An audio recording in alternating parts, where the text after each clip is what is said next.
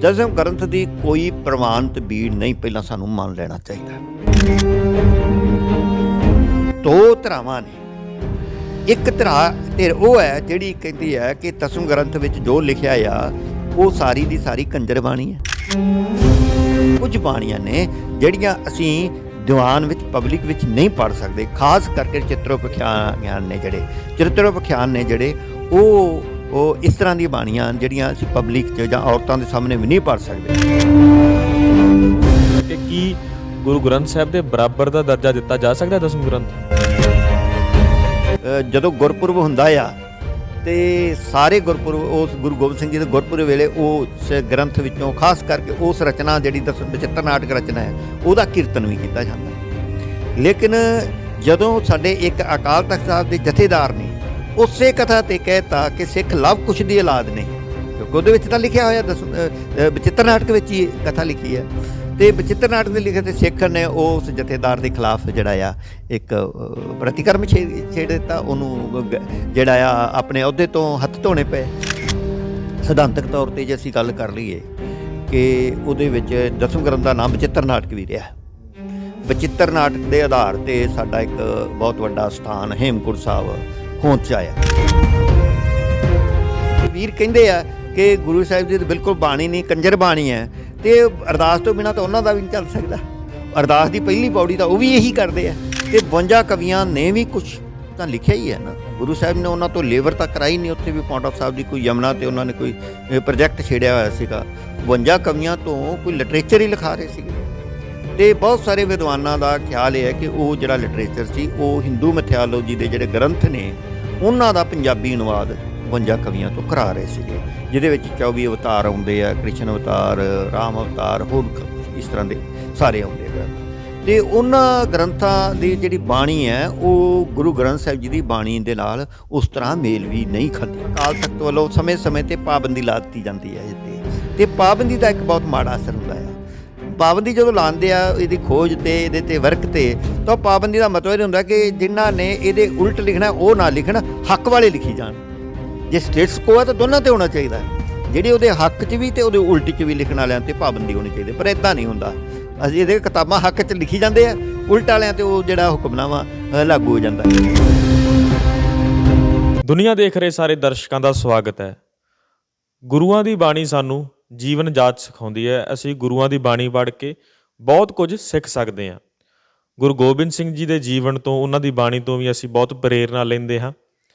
ਤਾਂ ਸਿੱਖ ਇਤਿਹਾਸ ਦੇ ਵਿੱਚ ਜ਼ਿਕਰ ਆਉਂਦਾ ਇੱਕ ਦਸਮ ਗ੍ਰੰਥ ਬਾਰੇ।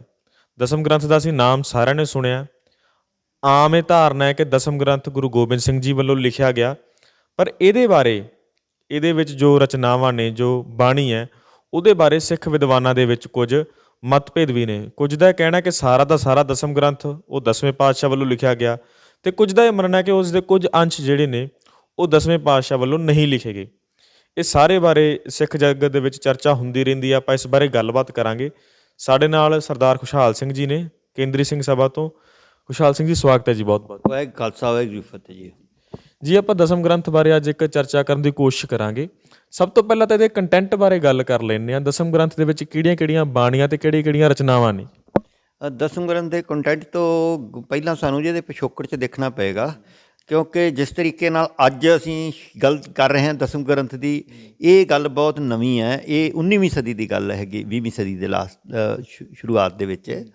ਕਿਉਂਕਿ ਇਹ ਜਿਹੜਾ ਜਦੋਂ ਅਸੀਂ ਪੁਰਾਤਨ ਬੀੜਾਂ ਦੇਖਦੇ ਹਾਂ, ਪੁਰਾਤਨ ਸਰੂਪ ਦੇਖਦੇ ਹਾਂ, ਤਾਂ ਉੱਥੇ ਇਹਨਾਂ ਦਾ ਨਾਂ ਦਸਮ ਗ੍ਰੰਥ ਨਹੀਂ ਹੈ। ਉਹ ਕਿਤੇ ਬਚਿੱਤਰ ਨਾਟਕ ਹੈ, ਕਿਤੇ ਹੋਰ ਰੂਪ ਦੇ ਵਿੱਚ ਸਾਨੂੰ ਮਿਲਦਾ ਆ। ਅਤੇ ਇਹਦਾ ਪਿਛੋਕੜ ਜਿਹੜਾ ਇਹਦੀ ਕਹੀਏ ਗੱਲ ਵਾਰਤਾ ਕਦੋਂ ਸ਼ੁਰੂ ਹੁੰਦੀ ਹੈ? ਗੁਰੂ ਸਾਹਿਬ ਜੀ ਜਦੋਂ ਇਸ ਸੰਸਾਰ ਤੋਂ ਜੋਤੀ ਜੋਤ ਸਮਾ ਜਾਂਦੇ ਹੈ, ਅਤੇ ਉਸ ਤੋਂ ਬਾਅਦ ਗੁਰੂ ਸਾਹਿਬ ਜੀ ਦੀਆਂ ਰਚਨਾਵਾਂ, ਉਹਨਾਂ ਨਾਲ ਜੁੜੀਆਂ ਰਚਨਾਵਾਂ ਦੀ ਇਕੱਤਰ ਕਰਨ ਦੀ ਗੱਲ ਛਿੜਦੀ ਹੈ। ਕੁਝ ਸਿੱਖਾਂ ਦਾ ਵਿਚਾਰ ਹੈ ਸੀ ਕਿ ਕਿਉਂਕਿ ਗੁਰੂ ਸਾਹਿਬ ਜੀ, ਗੁਰੂ ਗ੍ਰੰਥ ਸਾਹਿਬ ਜੀ ਦੀ ਸੰਪਾਦਨਾ ਆਪ ਕਰ ਗਏ ਦਮਦਮਾ ਸਾਹਿਬ 'ਚ, ਹਜ਼ੂਰ ਸਾਹਿਬ 'ਚ ਉਹਨਾਂ ਨੇ ਗੁਰਗੱਦੀ ਦੇ ਦਿੱਤੀ, ਅਤੇ ਇਸ ਕਰਕੇ ਜਿਹੜਾ ਆ ਉਸ ਤੋਂ ਇਲਾਵਾ ਕੋਈ ਬਾਣੀ ਜਾਂ ਕੋਈ ਗ੍ਰੰਥ ਹੈ ਜਿਹੜਾ ਉਹ ਪੰਥ ਦੇ ਵਿੱਚ ਉਸ ਤਰ੍ਹਾਂ ਸੰਪਾਦਨ ਨਹੀਂ ਹੋਇਆ, ਉਹਦਾ ਕੋਈ ਕੰਮ ਨਹੀਂ ਸੀ ਹੋਇਆ। ਸੋ ਕੁਝ ਸਿੱਖਾਂ ਦੇ ਜਦੋਂ ਬਾਹਰ ਕਵੀਆਂ ਦੇ ਕੋਲ ਜਾਂ ਇੱਧਰੋਂ ਉੱਧਰੋਂ ਕੁਝ ਪੁਰਾਤਨ ਸਿੱਖਾਂ ਦੇ ਕੋਲ ਜਿਹੜੀਆਂ ਰਚਨਾਵਾਂ ਸੀਗੀਆਂ, ਉਹਨਾਂ ਨੂੰ ਇਕੱਤਰ ਕਰਨ ਲਈ ਕੰਮ ਜਿਹੜਾ ਆਰੰਭ ਕਰ ਦਿੱਤਾ ਗਿਆ। ਤੇ ਮਹਾਨ ਕੋਸ਼ ਦੇ ਵਿੱਚ ਐਂਟਰੀ ਹੈ। ਇਹਦਾ ਸਭ ਤੋਂ ਪਹਿਲਾ ਰੌਲਾ ਉਸ ਵਕਤ ਪਿਆ ਜਦੋਂ ਸਿੱਖ ਜਿਹੜੇ ਆ ਅਬਦਾਲੀ ਆ ਜਿਹੜਾ ਦਰਬਾਰ ਸਾਹਿਬ ਦੇ ਵਿੱਚ ਬੇਅਦਬੀ ਕਰਦਾ, ਮੱਸੇ ਰੰਗੜ ਵਾਲਾ ਜਿਹੜਾ ਪ੍ਰਸੰਗ ਸ਼ੁਰੂ ਹੁੰਦਾ ਆ। ਅਤੇ ਉਸ ਵਕਤ ਸਿੱਖਾਂ ਦੇ ਵਿੱਚ ਦੋ ਧੜੇ ਬਣ ਜਾਂਦੇ ਆ। ਇੱਕ ਧੜਾ ਕਹਿੰਦਾ ਆ ਕਿ ਅਸੀਂ ਜਿਹੜੀ ਹੈ ਬਾਣੀ ਦੀ ਸੰਪਾਦਨਾ ਇੱਕ ਗ੍ਰੰਥ ਬਣਾਉਣਾ ਆ, ਦਸਮ ਮਤਲਬ ਗੁਰੂ ਗੋਬਿੰਦ ਸਿੰਘ ਜੀ ਦੇ ਨਾਲ ਸੰਬੰਧਿਤ ਬਾਣੀਆਂ ਦਾ। ਅਤੇ ਇੱਕ ਦੂਸਰਾ ਧੜਾ ਜਿਹੜਾ ਆ ਉਹ ਕਹਿੰਦਾ ਹੈ ਅਸੀਂ ਗੁਰੂ ਸਾਹਿਬ ਜੀ ਆਪ ਨਹੀਂ ਬਣਾ ਕੇ ਗਏ, ਇਸ ਕਰਕੇ ਉਹਨਾਂ ਨੇ ਇਹਦੇ ਬਾਰੇ ਜਿਹੜਾ ਪੰਥ ਦੇ ਵਿੱਚ ਬੜਾ ਪ੍ਰਸਿੱਧ ਹੈ ਕਿ ਗੁਰੂ ਸਾਹਿਬ ਜੀ ਨੇ ਬਹੁਤ ਸਾਰਾ ਜਿਹੜਾ ਲਿਟਰੇਚਰ ਹੈ ਉਹ ਸਰਸਾ ਨਦੀ ਦੇ ਵਿੱਚ ਰੋੜ ਦਿੱਤਾ ਸੀਗਾ। ਅਤੇ ਕੁਝ ਸਿੱਖਾਂ ਦਾ ਵਿਚਾਰ ਸੀਗਾ ਜੇ ਸਰਸਾ ਨਦੀ 'ਚ ਗੁਰੂ ਸਾਹਿਬ ਜੀ ਨੇ ਆਪ ਹੀ ਰੋੜ ਦਿੱਤਾ ਸੀਗਾ ਉਹ ਲਿਟਰੇਚਰ, ਅਤੇ ਉਹਦੀ ਇਹਦਾ ਮਤਲਬ ਲੋੜ ਨਹੀਂ ਸੀ, ਇਸ ਕਰਕੇ ਉਹਦੀ ਸੰਪਾਦਨਾ ਦੁਬਾਰਾ ਨਹੀਂ ਕੀਤੀ ਜਾ ਸਕਦੀ। ਇਹਨੂੰ ਲੈ ਕੇ ਬਹੁਤ ਵੱਡੇ ਜਿਹੜੇ ਦੋ ਧੜੇ ਸਿੱਖੀ ਦੇ ਵਿੱਚ ਸਿੱਖ ਪੰਥ ਦੇ ਵਿੱਚ ਬਣ ਗਏ। ਅਤੇ ਉਸ ਵਕਤ ਫਿਰ ਜਦੋਂ ਦਰਬਾਰ ਸਾਹਿਬ ਦੀ ਬੇਅਦਬੀ ਹੁੰਦੀ ਹੈ ਤਾਂ ਉਸ ਵਕਤ ਜਿਹੜੇ ਸਿਆਣੇ ਸਿੱਖ ਸੀ ਉਹ ਮਿਲ ਬੈਠ ਕੇ ਸਿਰ ਜੋੜ ਕੇ ਇੱਕ ਰਾਹ ਕੱਢਦੇ ਆ। ਉਹ ਰਾਹ ਸਿਧਾਂਤਕ ਤੌਰ 'ਤੇ ਕਿੰਨਾ ਠੀਕ ਸੀ ਇਹਦੇ 'ਚ ਕਿੰਤੂ ਪਰੰਤੂ ਹੋ ਸਕਦਾ ਆ, ਪਰੰਤੂ ਉਸ ਵਕਤ ਇਹ ਸਭ ਤੋਂ ਵਧੀਆ ਗੱਲ ਸੀ। ਉਹਨਾਂ ਨੇ ਕਿਹਾ ਕਿ ਜੇ ਅਸੀਂ ਇੱਦਾਂ ਕਰਦੇ ਹਾਂ ਕਿ ਜੇ ਤਾਂ ਮੱਸੇ ਰੰਗੜ ਦਾ ਸਿਰ ਵੱਢ ਲਿਆਂਦਾ ਫਿਰ ਤੁਸੀਂ ਇਸ ਬਾਣੀ ਨੂੰ ਇਕੱਤਰ ਕਰ ਲਿਓ, ਜੇ ਨਾ ਵੱਢਿਆ ਤਾਂ ਫਿਰ ਜਿਹੜਾ ਉਹ ਰਹਿਣ ਦਿਓ।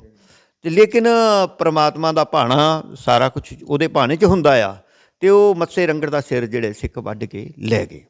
ਅਤੇ ਉਸ ਤੋਂ ਬਾਅਦ ਜਿਹੜਾ ਆ ਇਹ ਕੰਮ ਦਸਮ ਗੁਰੂ ਗ੍ਰੰਥ ਸਾਹਿਬ ਜੀ ਨਾਲ ਸੰਬੰਧਿਤ ਜਿਹੜੀਆਂ ਬਾਣੀਆਂ ਸੀਗੀਆਂ ਉਹਨੂੰ ਇਕੱਤਰ ਕਰਨ ਦਾ ਕੰਮ ਹੈ ਜਿਹੜਾ ਉਹ ਸ਼ੁਰੂ ਹੋ ਜਾਂਦਾ ਆ। ਦਸਮ ਗ੍ਰੰਥ ਦੀ ਕੋਈ ਪ੍ਰਮਾਣਿਤ ਬੀੜ ਨਹੀਂ ਪਹਿਲਾਂ ਸਾਨੂੰ ਮੰਨ ਲੈਣਾ ਚਾਹੀਦਾ। ਦਸਮ ਗ੍ਰੰਥ ਦੇ ਜਿੰਨੇ ਵੀ ਸਾਡੇ ਕੋਲ ਸਰੂਪ ਨੇ ਉਹਨਾਂ ਦੇ ਵਿੱਚ ਬਹੁਤ ਸਾਰੇ ਪਾਠ ਭੇਦ ਨੇ, ਬਹੁਤ ਸਾਰੇ ਅੰਕਾਂ ਦੇ ਭੇਦ ਨੇ। ਮੰਨ ਲਓ ਦਸਮ ਗ੍ਰੰਥ ਦੀ ਐਵੇਂ ਦਾ ਹੀ ਸਰੂਪ ਮਿਲ ਸਕਦਾ ਆ। ਇੱਕ ਮੈਂ ਆਪ ਦਰਸ਼ਨ ਕੀਤੇ ਆ ਦਿੱਲੀ ਦੇ ਵਿੱਚ, ਉਹਦਾ ਵੈਸੇ ਇਤਿਹਾਸਕ ਗ੍ਰੰਥਾਂ ਦੇ ਵਿੱਚ ਹਵਾਲਾ ਵੀ ਹੈਗਾ ਆ, ਜਿਹਦੇ ਵਿੱਚ ਸਾਰੀ ਦਸਮ ਗ੍ਰੰਥ ਦੀ ਬਾਣੀ ਅਤੇ ਸਾਰੀ ਗੁਰੂ ਗ੍ਰੰਥ ਸਾਹਿਬ ਦੀ ਬਾਣੀ ਇੱਕੋ ਹੀ ਗ੍ਰੰਥ ਵਿੱਚ ਹੈ। ਇਹ ਵੀ ਗ੍ਰੰਥ ਹੈਗਾ। ਦਸਮ ਗ੍ਰੰਥ ਦਾ ਸਰੂਪ 750 ਅੰਕਾਂ ਦਾ ਵੀ ਹੈਗਾ, 1400 ਦੇ ਵੀ ਹੈਗੇ ਆ, ਇਸ ਤੋਂ ਵੱਧ ਵੀ ਹੈਗੇ। ਸੋ ਇਹ ਜਿਹੜੇ ਸਰੂਪਾਂ ਦੇ ਵਿੱਚ ਭੇਦ ਨੇ, ਮੰਨ ਲਓ ਪਟਨਾ ਸਾਹਿਬ 'ਤੇ ਹੋਰ ਸਰੂਪ ਹੈ, ਮੋਤੀ ਬਾਗ 'ਚ ਪਿਆ ਹੋਰ ਹੈ, ਦਰਬਾਰ ਸਾਹਿਬ ਹੋਰ ਪਿਆ। ਇਸ ਤਰ੍ਹਾਂ ਦੇ ਅਸੀਂ ਦੇਖਦੇ ਹਾਂ ਕਿ ਬਹੁਤ ਸਾਰੇ ਜਿਹੜੇ ਹੈਗੇ ਇਹਦੇ ਵਿੱਚ ਸਰੂਪਾਂ ਦੇ ਵਿੱਚ ਭੇਦ ਹੈਗੇ ਆ। ਹੁਣ ਗੱਲ ਇਹ ਹੈ ਕਿ ਜਿਹੜਾ ਮੇਨ ਜਿੱਥੇ ਪੰਥ ਨੇ ਜਦੋਂ ਮਰਿਆਦਾ ਬਣਾਈ ਉਸ ਵਕਤ ਵੀ ਇਹ ਮਸਲਾ ਸਾਹਮਣੇ ਸੀਗਾ, ਅਤੇ ਇਹ ਮਸਲੇ ਵਿੱਚੋਂ ਨਿਕਲਣ ਵਾਸਤੇ ਸਿੱਖਾਂ ਨੇ ਇੱਕ ਬਹੁਤ ਵੱਡਾ ਜਿਹੜਾ ਆ ਫੈਸਲਾ ਲਿਆ ਕਿ ਉਹ ਬਾਣੀ ਜਿਹੜੀ ਗੁਰੂ ਗ੍ਰੰਥ ਸਾਹਿਬ ਜੀ ਵਿਚਾਰਧਾਰਾ ਨਾਲ ਉਹਦੇ ਸਿਧਾਂਤ ਨਾਲ ਮੇਲ ਖਾਂਦੀ ਹੈ ਉਹਨੂੰ ਰੱਖ ਲਿਆ ਜਾਵੇ, ਅਤੇ ਜਿਹੜੀ ਬਾਣੀ ਉਹਦੇ ਤੋਂ ਇਲਾਵਾ ਕਿਸੇ ਦੇਵੀ ਦੇਵਤਿਆਂ ਦੀ ਉਪਮਾ ਵਿੱਚ ਪ੍ਰਸ਼ੰਸਾ ਵਿੱਚ ਲਿਖੀ ਹੋਈ ਹੈ ਉਹਨੂੰ ਇਸ ਤੋਂ ਬਾਹਰ ਰੱਖ ਲਿਆ ਜਾਵੇ। ਕਿਉਂਕਿ ਇਹ ਤਾਂ ਸਾਰੇ ਇਤਿਹਾਸ ਦੇ ਵਿੱਚ ਪ੍ਰਤੱਖ ਤੌਰ 'ਤੇ ਸਪਸ਼ਟ ਹੁੰਦਾ ਆ ਕਿ ਗੁਰੂ ਸਾਹਿਬ ਜੀ ਨੇ ਜਿਹੜੇ ਆ ਪਟਨਾ ਸਾਹਿਬ ਪਾਉਂਟਾ ਸਾਹਿਬ ਦੇ ਵਿੱਚ 52 ਕਵੀਆਂ ਦਾ ਉਹ ਜ਼ਿਕਰ ਆਉਂਦਾ ਵਾਰ-ਵਾਰ, ਅਤੇ 52 ਕਵੀਆਂ ਨੇ ਵੀ ਕੁਛ ਤਾਂ ਲਿਖਿਆ ਹੀ ਹੈ ਨਾ। ਗੁਰੂ ਸਾਹਿਬ ਨੇ ਉਹਨਾਂ ਤੋਂ ਲੇਬਰ ਤਾਂ ਕਰਾਈ ਨਹੀਂ, ਉੱਥੇ ਵੀ ਪਾਉਂਟਾ ਸਾਹਿਬ ਦੀ ਕੋਈ ਯਮਨਾ 'ਤੇ ਉਹਨਾਂ ਨੇ ਕੋਈ ਪ੍ਰੋਜੈਕਟ ਛੇੜਿਆ ਹੋਇਆ ਸੀਗਾ। 52 ਕਵੀਆਂ ਤੋਂ ਕੋਈ ਲਿਟਰੇਚਰ ਹੀ ਲਿਖਾ ਰਹੇ ਸੀਗੇ, ਅਤੇ ਬਹੁਤ ਸਾਰੇ ਵਿਦਵਾਨਾਂ ਦਾ ਖਿਆਲ ਇਹ ਹੈ ਕਿ ਉਹ ਜਿਹੜਾ ਲਿਟਰੇਚਰ ਸੀ ਉਹ ਹਿੰਦੂ ਮਿਥਿਆਲੋਜੀ ਦੇ ਜਿਹੜੇ ਗ੍ਰੰਥ ਨੇ ਉਹਨਾਂ ਦਾ ਪੰਜਾਬੀ ਅਨੁਵਾਦ 52 ਕਵੀਆਂ ਤੋਂ ਕਰਾ ਰਹੇ ਸੀਗੇ, ਜਿਹਦੇ ਵਿੱਚ 24 ਅਵਤਾਰ ਆਉਂਦੇ ਆ, ਕ੍ਰਿਸ਼ਨ ਅਵਤਾਰ, ਰਾਮ ਅਵਤਾਰ, ਹੋਰ ਇਸ ਤਰ੍ਹਾਂ ਦੇ ਸਾਰੇ ਆਉਂਦੇ ਆ ਗ੍ਰੰਥ। ਅਤੇ ਉਹਨਾਂ ਗ੍ਰੰਥਾਂ ਦੀ ਜਿਹੜੀ ਬਾਣੀ ਹੈ ਉਹ ਗੁਰੂ ਗ੍ਰੰਥ ਸਾਹਿਬ ਜੀ ਦੀ ਬਾਣੀ ਦੇ ਨਾਲ ਉਸ ਤਰ੍ਹਾਂ ਮੇਲ ਵੀ ਨਹੀਂ ਖਾਂਦੀ। ਸਿਧਾਂਤਕ ਤੌਰ 'ਤੇ ਜੇ ਅਸੀਂ ਗੱਲ ਕਰ ਲਈਏ ਕਿ ਉਹਦੇ ਵਿੱਚ ਦਸਮ ਗ੍ਰੰਥ ਦਾ ਨਾਮ ਬਚਿੱਤਰ ਨਾਟਕ ਵੀ ਰਿਹਾ।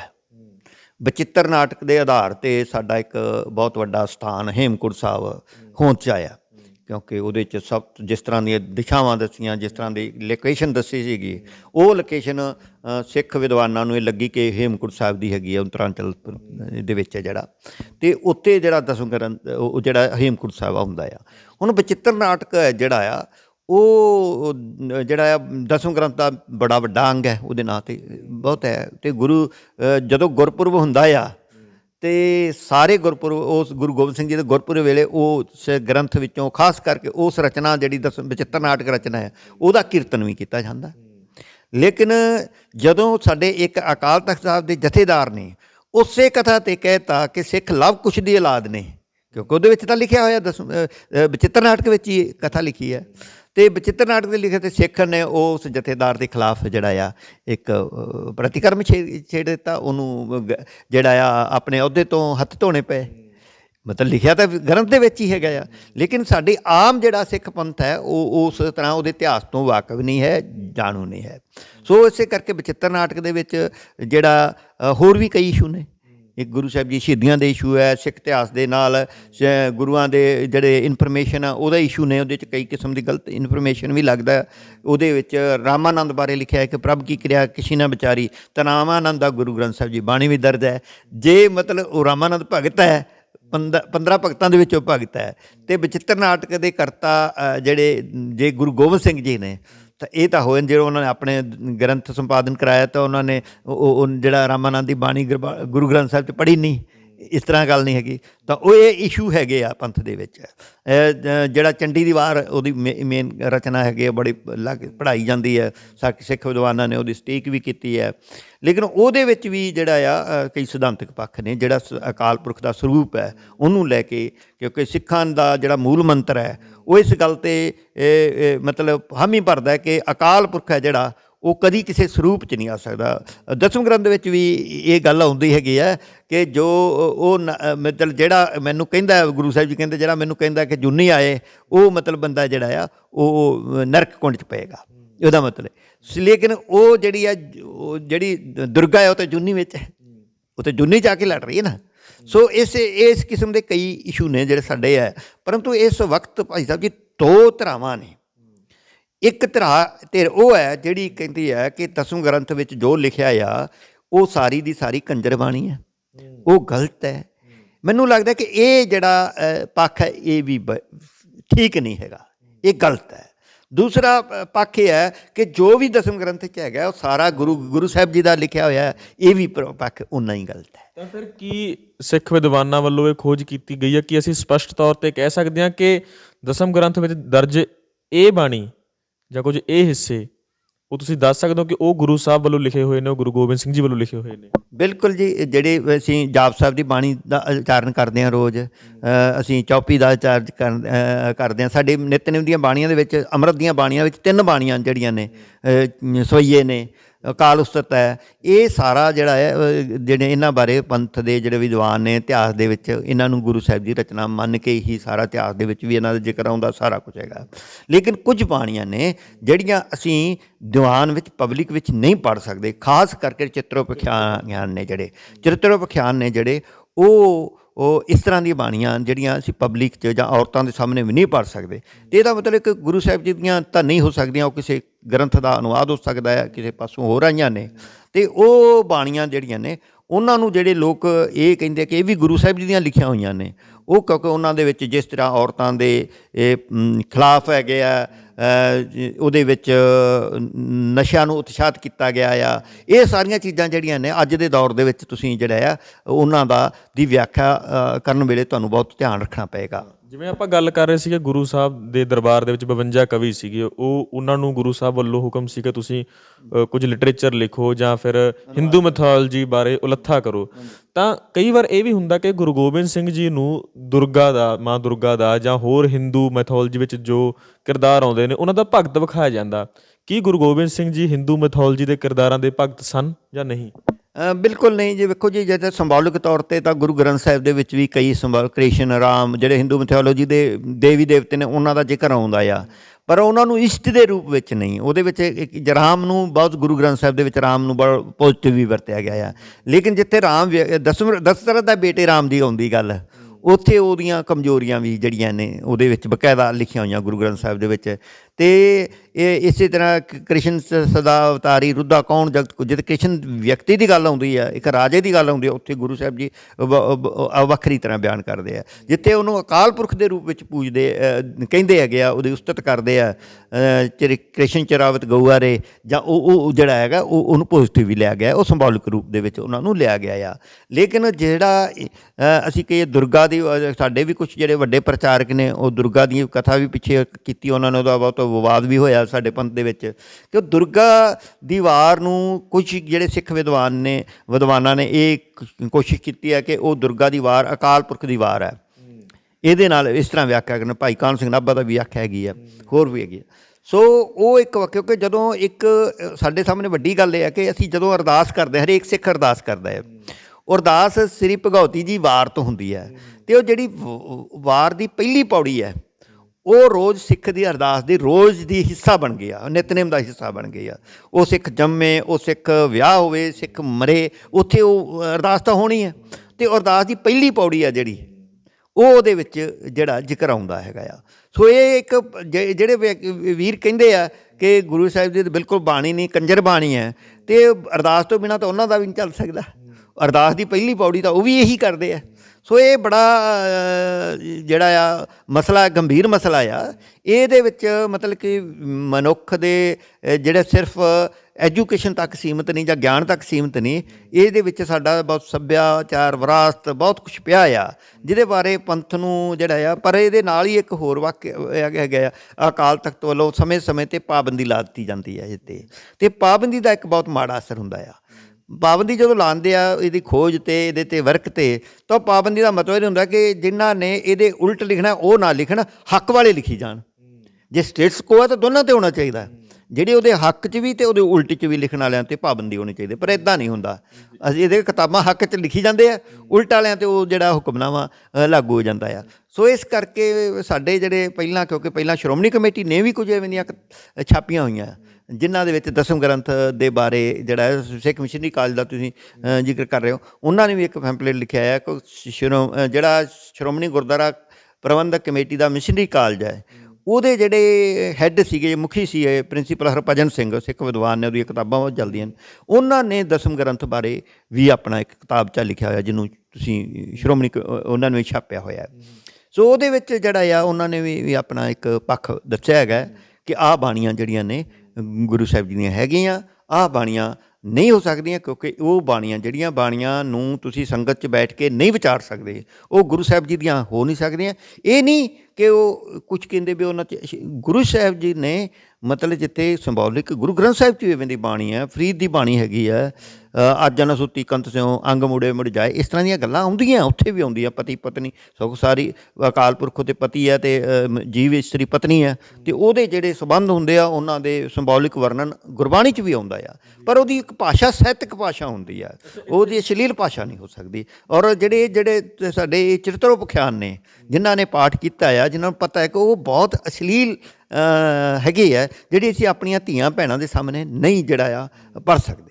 ਇੱਥੇ ਇੱਕ ਸਵਾਲ ਇਹ ਵੀ ਫਿਰ ਸਿੱਖ ਜਗਤ ਮੂਹਰੇ ਖੜਾ ਹੁੰਦਾ ਜੀ, ਜਿਵੇਂ ਕਿਹਾ ਜਾਂਦਾ ਕਿ ਕੀ ਗੁਰੂ ਗ੍ਰੰਥ ਸਾਹਿਬ ਦੇ ਬਰਾਬਰ ਦਾ ਦਰਜਾ ਦਿੱਤਾ ਜਾ ਸਕਦਾ ਦਸਮ ਗ੍ਰੰਥ ਨੂੰ? ਬਿਲਕੁਲ ਜੀ, ਇਹ ਨਹੀਂ ਦਿੱਤਾ ਜਾ ਸਕਦਾ, ਕਿਉਂਕਿ ਗੁਰੂ ਗ੍ਰੰਥ ਸਾਹਿਬ ਜੀ ਤੋਂ ਸਭ ਸਾਡੇ ਸ੍ਰੇਸ਼ਟ ਨੇ। ਸਾਡੇ ਸਾਰੇ ਕਾਰਜ, ਭਾਵੇਂ ਸਾਡਾ ਆਨੰਦ ਕਾਰਜ ਹੋਵੇ, ਸਾਡੇ ਜੇ ਵਿਆਹ ਹੋਵੇ, ਉਹ ਗੁਰੂ ਗ੍ਰੰਥ ਸਾਹਿਬ ਦੀ ਹਜ਼ੂਰੀ 'ਚ ਹੁੰਦੇ ਆ। ਸਾਡਾ ਸਾਰਾ ਹਾਜ਼ਰ ਨਾਜ਼ਰ ਗੁਰੂ ਸਾਡਾ ਗੁਰੂ ਗ੍ਰੰਥ ਸਾਹਿਬ ਹੈ। ਅਤੇ ਇਹ ਲਿਖਿਆ ਹੋਇਆ ਸਾਡੀ ਮਰਿਆਦਾ ਵਿੱਚ ਕਿ ਗੁਰੂ ਗ੍ਰੰਥ ਸਾਹਿਬ ਜੀ ਦੇ ਬਰਾਬਰ ਪੈਰਲਲ ਕਿਸੇ ਵੀ ਗ੍ਰੰਥ ਦਾ ਪ੍ਰਕਾਸ਼ ਨਹੀਂ ਕੀਤਾ ਜਾ ਸਕਦਾ। ਕਿਸੇ ਵੀ ਗ੍ਰੰਥ 'ਤੇ ਚੌਰ ਜਿਹੜਾ ਅਸੀਂ ਸਿੰਬੋਲਿਕ ਤੌਰ 'ਤੇ ਚੰਦੋਆ ਲਾਉਂਦੇ ਹਾਂ, ਉਹ ਨਹੀਂ ਲਾਇਆ ਜਾ ਸਕਦਾ। ਇਹ ਮਰਿਆਦਾ 'ਚ ਲਿਖਿਆ ਹੋਇਆ, ਇਹਦੇ 'ਚ ਕੋਈ ਦੋ ਰਾਵਾਂ ਨਹੀਂ ਹੈ। ਦਸਮ ਗ੍ਰੰਥ 'ਤੇ ਤੁਸੀਂ ਪੜ੍ਹ ਸਕਦੇ ਹੋ, ਲਿਟਰੇਚਰ ਦਾ ਉਹ ਬਹੁਤ ਵਧੀਆ ਗ੍ਰੰਥ ਹੈ, ਪਰੰਤੂ ਉਹਨੂੰ ਗੁਰੂ ਦੀ ਪਦਵੀ ਨਹੀਂ ਮਿਲੀ।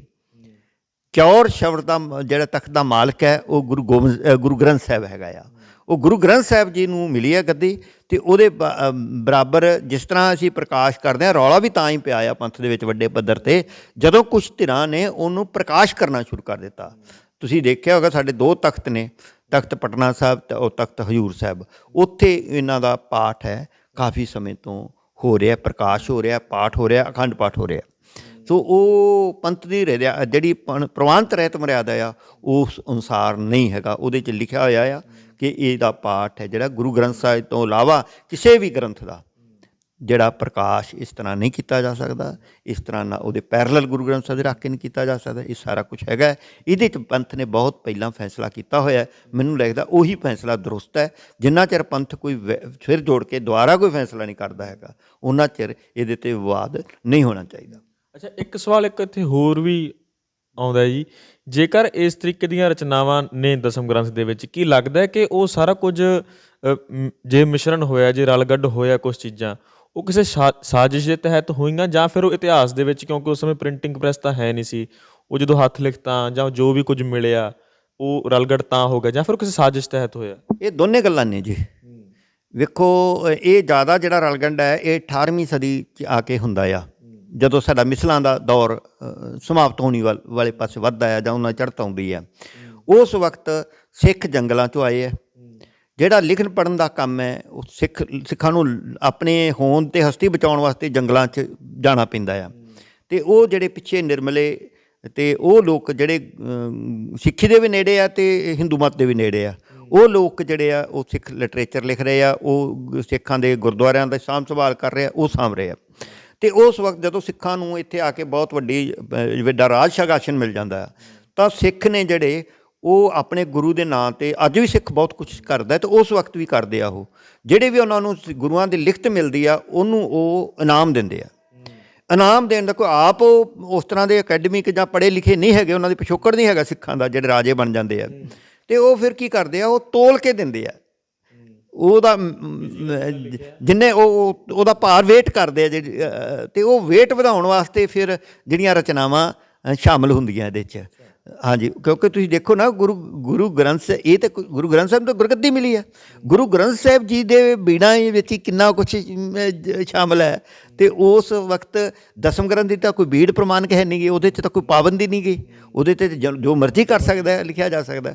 ਸੋ ਜਿਹੜਾ ਆ ਉਹ ਦੋਨੇ ਤਰੀਕੇ ਨਾਲ ਹੀ ਹੈਗਾ ਆ, ਲਾਪਰਵਾਹੀ ਅਧੀਨ ਵੀ ਹੋਇਆ ਆ, ਅਣਗਹਿਲੀ ਦੇ ਅਧੀਨ ਵੀ ਹੋਇਆ ਅਤੇ ਸਾਜ਼ਿਸ਼ ਅਧੀਨ ਵੀ ਹੋਇਆ ਆ।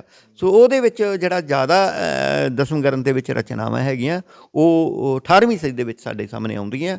ਉਹਨਾਂ ਦੇ ਬਕਾਇਦਾ ਇਨਫੋਰਮੇਸ਼ਨ ਵੀ ਦਿੱਤੀ ਹੋਈ ਆ ਕਿ ਕਿਹੜੇ ਪੰਡਤ ਨੇ ਕਦੋਂ ਜਗਨੇ ਪੰਡਤ ਨੇ ਫਲਾਣੇ 'ਤੇ ਕੀਤੀ, ਫਲਾਣੇ ਨੇ ਫਲਾਣੇ ਕੀਤੀ, ਉਹ ਦਰਦ ਤਕਰੀਬਨ ਮਿਲਦਾ ਹੈਗਾ। ਅੱਛਾ ਖੁਸ਼ਹਾਲ ਸਿੰਘ ਜੀ, ਅਖੀਰ ਦੇ ਵਿੱਚ ਕਿ ਅੱਜ ਸਿੱਖ ਜਗਤ ਵਿੱਚ ਤੁਸੀਂ ਵੇਖ ਰਹੇ ਹੋ ਕਿ ਕੋਈ ਪੋਜ਼ੀਟਿਵਲੀ ਇਹ 'ਤੇ ਕੋਈ ਖੋਜ ਕਾਰਜ ਕਰ ਰਿਹਾ ਹੋਵੇ, ਜਾਂ ਜੇ ਕਿਸੇ ਨੇ ਕਰਨੀ ਹੋਵੇ ਤਾਂ ਉਹ ਕਿਸ ਰੌਸ਼ਨੀ ਦੇ ਵਿੱਚ ਦਸਮ ਗ੍ਰੰਥ ਦੇ ਬਾਰੇ ਪੜ੍ਹੇ ਲਿਖੇ ਖੋਜ ਕਰੇ? ਦੇਖੋ ਇੱਕ ਤਾਂ ਗੱਲ ਹੈ ਕਿ ਮੈਂ ਕਹਿੰਦਾ ਕਿ ਇਹਦੇ 'ਚ ਕੋਈ ਦੋ ਰਾਮ ਨਹੀਂ। ਗੁਰੂ ਗ੍ਰੰਥ ਸਾਹਿਬ ਗੁਰਗੱਦੀ ਦੇ ਮਾਲਕ ਨੇ ਅਤੇ ਗੁਰਬਾਣੀ ਦਾ ਉਹਨਾਂ ਨੂੰ ਰੁਤਬਾ ਹਾਸਲ ਹੈ। ਲੇਕਿਨ ਉਸ ਤੋਂ ਇਲਾਵਾ ਵੀ ਲਿਟਰੇਚਰ ਇਤਿਹਾਸ ਦੇ ਵਿੱਚ ਬਹੁਤ ਕੁਛ ਸਤਿਕਾਰਯੋਗ ਹੁੰਦਾ ਆ, ਜਿਹੜਾ ਗੁਰੂ ਸਾਹਿਬ ਜੀ ਦੇ ਨਾਲ ਜੁੜਿਆ ਹੁੰਦਾ ਹੈ। ਗੁਰੂ ਸਾਹਿਬ ਜੀ ਦੇ ਨਾਲ ਜੁੜਿਆ ਕੋਈ ਸਥਾਨ ਹੈ, ਅਸੀਂ ਉਹਦਾ ਵੀ ਸਤਿਕਾਰ ਕਰਦੇ ਹਾਂ। ਉਹਨਾਂ ਦੇ ਚੋਲਾ, ਉਹਨਾਂ ਦੇ ਜੁੱਤੀ, ਉਹਨਾਂ ਦੇ ਕੋਈ ਵੀ ਨਿਸ਼ਾਨੀ ਗੁਰੂ ਸਾਹਿਬ ਜੀ ਦੀ ਜਿਹਦੇ ਦੇਖ ਕੇ ਗੁਰੂ ਸਾਹਿਬ ਯਾਦ ਆਉਂਦੇ ਆ, ਉਹ ਸਾਡੇ ਵਾਸਤੇ ਸਤਿਕਾਰਯੋਗ ਹੈ। ਅਤੇ ਮੈਨੂੰ ਲੱਗਦਾ ਕਿ as a literature the review ਹੋਣਾ ਚਾਹੀਦਾ ਹੈ। ਜੇ ਮੰਨ ਲਓ 200 ਸਾਲ ਪੁਰਾਣਾ ਕੋਈ ਲਿਟਰੇਚਰ ਹੈਗਾ ਆ, ਉਹਦੀ ਆਪਣੀ ਉਹ ਗੁਰੂ ਸਾਹਿਬ ਦੀ ਰਚਨਾ ਨਾ ਹੋਵੇ, ਪਰ ਉਹਦੀ ਆਪਣੀ ਇੱਕ ਲਿਟਰੇਰੀ ਵੈਲਿਊ ਹੈਗੀ ਆ, ਉਸ ਨੂੰ ਉਸ ਆਧਾਰ 'ਤੇ ਦੇਖ ਲੈਣਾ ਚਾਹੀਦਾ ਆ। ਕਿ ਫਿਰ ਵੀ ਇਹ ਬਹੁਤ ਜੇ ਹਿੰਦੁਸਤਾਨ ਦੇ ਵਿੱਚ ਲਿਟਰੇਚਰ 'ਚ ਤੋਤਾ ਮੈਣਾ ਦੀਆਂ ਕਹਾਣੀਆਂ ਕੋਈ ਇੰਪੋਰਟੈਂਸ ਰੱਖਦੀਆਂ ਨੇ, ਤਾਂ ਦਸਮ ਗ੍ਰੰਥ ਦੇ ਨਾਲ ਜੁੜੇ ਚਿੱਤਰ ਵਿਖਿਆਨ ਜਾਂ ਹੋਰ ਵੀ ਉਹਨਾਂ ਦੀ ਲਿਟਰੇਰੀ ਵੈਲਿਊ ਹੋ ਸਕਦੀ ਆ। ਅਤੇ ਉਹਨੂੰ ਪਰ ਗੁਰਬਾਣੀ ਨਾ ਸਮਝਿਆ ਜਾਵੇ। ਗੁਰਬਾਣੀ ਤਾਂ ਉਹੀ ਹੈ ਜਿਹੜੇ ਗੁਰੂ ਗ੍ਰੰਥ ਸਾਹਿਬ ਦੇ ਵਿੱਚ ਜਿਹਨੂੰ ਗੁਰੂ ਦਾ ਰੁਤਬਾ ਹਾਸਲ ਹੈ। ਬਾਕੀ ਜਿਹੜਾ ਜਿਹੜਾ ਕੰਮ ਹੈ ਉਹ ਕਿਉਂਕਿ ਅਕਾਲ ਤਖਤ ਤੋਂ ਹੀ ਰੋਕਿਆ ਹੋਇਆ ਆ, ਉਹ ਕਈ ਕਿਸਮ ਦੀਆਂ ਪਾਬੰਦੀਆਂ ਲੱਗੀਆਂ ਹੋਈਆਂ ਨੇ, ਉਹ ਨਹੀਂ ਹੋ ਸਕਦਾ। ਸਾਡੇ ਕੋਲ ਹੁਣ ਅਕੈਡਮਿਕ ਤੌਰ 'ਤੇ ਯੂਨੀਵਰਸਿਟੀਆਂ 'ਚ ਕੋਈ ਇਸ ਤਰ੍ਹਾਂ ਦਾ ਢਾਂਚਾ ਨਹੀਂ ਹੈਗਾ ਜਿਹੜੇ ਲੋਕ ਇਮਾਨਦਾਰੀ ਨਾਲ ਕੰਮ ਕਰਾ ਸਕਣ। ਲੋੜ ਜ਼ਰੂਰ ਹੈ, ਇਹਦੇ 'ਤੇ ਰਿਸਰਚ ਦੀ ਲੋੜ ਹੈ। ਸ਼੍ਰੋਮਣੀ ਕਮੇਟੀ ਨੂੰ ਜਾਂ ਹੋਰ ਵੱਡੀਆਂ ਸੰਸਥਾਵਾਂ ਨੂੰ ਇੱਧਰ ਕੰਮ ਕਰਾਉਣਾ ਚਾਹੀਦਾ ਸੀਗਾ, ਲੇਕਿਨ ਉਹਨਾਂ ਦੀ ਹੁਣ ਪ੍ਰਾਇਓਰਟੀ ਰਹੀ ਨਹੀਂ। ਉਹ ਸਾਰੀਆਂ ਦਾ ਹੋ ਗਿਆ ਕਿ ਡੰਗ ਟਪਾਊ ਜਿਹੜਾ ਹੈਗਾ ਆ, ਆਪਣਾ ਸਮਾਂ ਅਸੀਂ ਕਿਵੇਂ ਕੱਢਣਾ ਹੈ, ਉਹਨਾਂ ਦਾ ਜਿਹੜਾ ਮੁੱਖ ਮੰਤਵ ਇਹ ਹੋ ਜਾਂਦਾ ਆ। ਉਹਦੇ ਨਾਲ ਫਿਰ ਜਿਹੜਾ ਰਿਸਰਚ ਦਾ ਕੰਮ ਹੈ, ਪਰ ਪਹਿਲੇ ਸਮੇਂ ਦੇ ਵਿੱਚ ਕੁਝ ਇੰਡੀਵਿਜੂਅਲ ਨਿੱਜੀ ਤੌਰ 'ਤੇ ਬੰਦੇ ਸੀ ਜਿਹੜੇ ਕੰਮ ਕਰਦੇ ਸੀ, ਸਕਾਲਰ ਸੀਗੇ ਜਿਹੜੇ ਸਮਰਪਿਤ ਸੀਗੇ, ਸੋ ਉਹ ਕੰਮ ਕਰ ਰਹੇ ਸੀਗੇ। ਲੇਕਿਨ ਹੁਣ ਜਿਹੜਾ ਸਾਡੇ ਕੋਲ ਰਤਨ ਸਿੰਘ ਜੱਗੀ ਵਰਗੇ ਬੰਦੇ ਆ, ਉਹ ਲਾਸਟ ਉਮਰ 'ਤੇ ਹੈਗੇ ਜਿਨ੍ਹਾਂ ਨੇ ਕੰਮ ਕੀਤਾ ਆ। ਜਾਂ ਮੈਂ ਦਸਮ ਗ੍ਰੰਥ 'ਤੇ ਨਿੱਠ ਕੇ ਕੰਮ ਕਰਨ ਵਾਲਿਆਂ ਨੂੰ ਉਂਗਲਾਂ 'ਤੇ ਅਸੀਂ ਗਿਣ ਸਕਦੇ ਹਾਂ। ਬਾਕੀ ਜਿਹੜਾ ਰੌਲਾ ਪਾਊ ਮਹਿਕਮਾ ਬਹੁਤ ਜ਼ਿਆਦਾ ਆ, ਲੇਕਿਨ ਉਹਦੇ 'ਤੇ ਕੰਮ ਕਰਦਾ ਲਿਟਰੇਚਰ ਨਾਲ ਉਹ ਬਹੁਤ ਘੱਟ ਬੰਦੇ ਆ।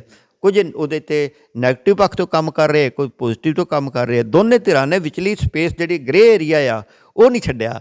ਗ੍ਰੇ ਏਰੀਆ ਹਰੇਕ ਰਿਸਰਚ ਵਾਸਤੇ ਬਹੁਤ ਜ਼ਰੂਰੀ ਹੁੰਦਾ ਆ, ਕਿਉਂਕਿ ਜੇ ਤੁਸੀਂ ਪਹਿਲਾਂ ਹੀ ਕੋਈ ਕਿਸੇ ਲਾਈਨ 'ਚ ਖੜ੍ਹ ਗਏ ਹੋ ਅਤੇ ਫਿਰ ਤੁਹਾਡੀ ਰਿਸਰਚ ਵੀ ਉੱਧਰ ਹੀ ਜਾਏਗੀ। ਜਿਹੜੇ ਹੁਣ ਉਹ ਸਾਡੇ ਇਹੀ ਹੋ ਰਿਹਾ ਆ, ਜਿਹੜੇ ਦਸਮ ਗ੍ਰੰਥ ਦੇ ਵਿਰੋਧੀ ਆ ਉਹ ਆਪਣੀ ਕਿਸਮ ਦੀ ਰਿਸਰਚ ਕਰ ਰਹੇ ਆ, ਜਿਹੜੇ ਉਹਦੇ ਹਮਾਇਤੀ ਆ ਉਹ ਆਪਣੀ ਕਿਸਮ ਦੀ ਕਰ ਰਹੇ ਆ। ਜਿਹੜੀ ਨਿਰਪੱਖ ਤਾਂ ਗ੍ਰੇ ਏਰੀਆ 'ਚ ਰਿਸਰਚ ਹੋਣੀ ਆ ਉਹਦੀ ਜ਼ਿਆਦਾ ਵੈਲਿਊ ਹੁੰਦੀ ਆ, ਕਿਉਂਕਿ ਉਹਦੇ ਜਿਹੜਾ ਬੰਦਾ ਰਿਸਰਚ ਦੀ ਭਾਵਨਾ ਨਾਲ, ਖੋਜ ਦੀ ਭਾਵਨਾ ਨਾਲ ਕੰਮ ਕਰੇਗਾ, ਲਿਟਰੇਚਰ 'ਤੇ ਖੋਜ ਜ਼ਰੂਰ ਹੋਣਾ ਚਾਹੀਦਾ। ਬਹੁਤ ਬਹੁਤ ਧੰਨਵਾਦ।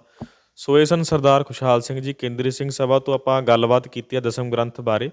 ਤਾਂ ਇੱਕ ਪੋਜ਼ੀਟਿਵ ਪੱਖ ਨਾਲ, ਜਿਵੇਂ ਇਹਨਾਂ ਨੇ ਕਿਹਾ ਕਿ ਗ੍ਰੇ ਏਰੀਆ ਹੁੰਦਾ, ਸਾਰਾ ਕੁਝ ਬਲੈਕ ਐਂਡ ਵਾਈਟ ਨਹੀਂ ਹੁੰਦਾ ਹੈ, ਤਾਂ ਉਸੇ ਰੌਸ਼ਨੀ ਦੇ ਵਿੱਚ ਦਸਮ ਗ੍ਰੰਥ ਬਾਰੇ ਇੱਕ ਲਿਟਰੇਚਰ ਦੇ ਤੌਰ 'ਤੇ ਖੋਜ ਜ਼ਰੂਰ ਹੋਣੀ ਚਾਹੀਦੀ ਹੈ, ਤਾਂ ਕਿ ਸਿੱਖ ਜਗਤ ਮੂਹਰੇ ਜੋ ਇਹਦੇ ਵਿੱਚ ਮਤਭੇਦ ਨੇ ਜਾਂ ਸਾਡੇ ਸਾਹਮਣੇ ਸਵਾਲ ਖੜੇ ਨੇ, ਉਹਨਾਂ ਦੇ ਜਵਾਬ ਸਾਨੂੰ ਸਾਰਿਆਂ ਨੂੰ ਮਿਲ ਸਕਣ। ਇਹ ਗੱਲਬਾਤ ਤੁਹਾਨੂੰ ਕਿਵੇਂ ਲੱਗੀ? ਆਪਣੀ ਰਾਏ, ਸੁਝਾਅ, ਸਵਾਲ ਕਮੈਂਟ ਬਾਕਸ ਵਿੱਚ ਜ਼ਰੂਰ ਲਿਖਿਓ ਜੀ। ਇਸ ਵੀਡੀਓ ਨੂੰ ਸਾਂਝੀ ਵੀ ਜ਼ਰੂਰ ਕਰਿਓ ਜੀ। ਦੇਖਦੇ ਰਹੋ ਦੁਨੀਆ।